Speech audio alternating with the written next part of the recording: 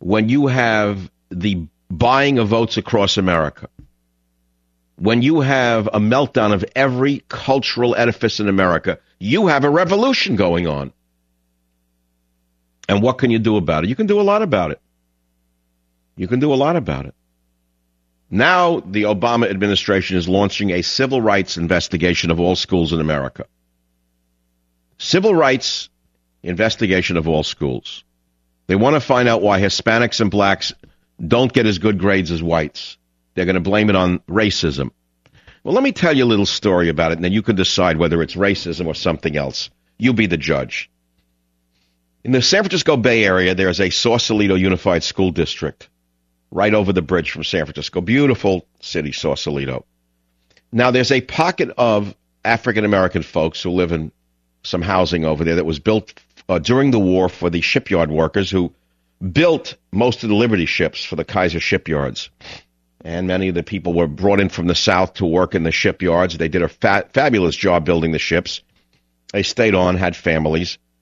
And it's a largely, as I say, African-American community. So the schools, the elementary schools in Sausalito, are comprised to a great extent, disproportionate to the overall population of the county, of African-American kids.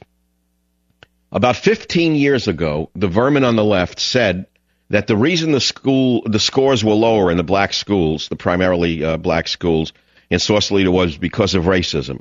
And so the state of California, which is now bankrupt, started pumping more money per capita into the Sausalito schools than any other elementary school in the state of California.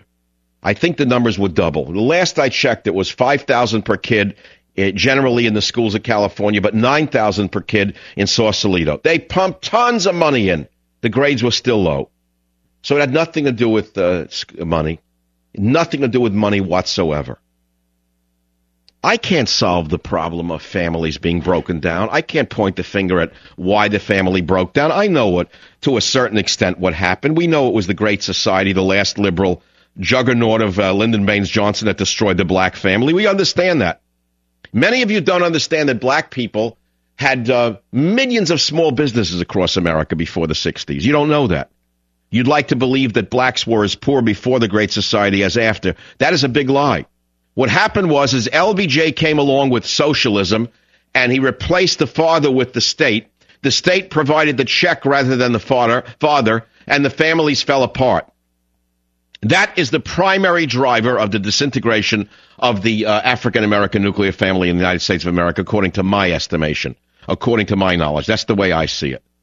So when I see that Obama's launching yet another civil rights investigation of schools, I understand what's coming. The same big lie.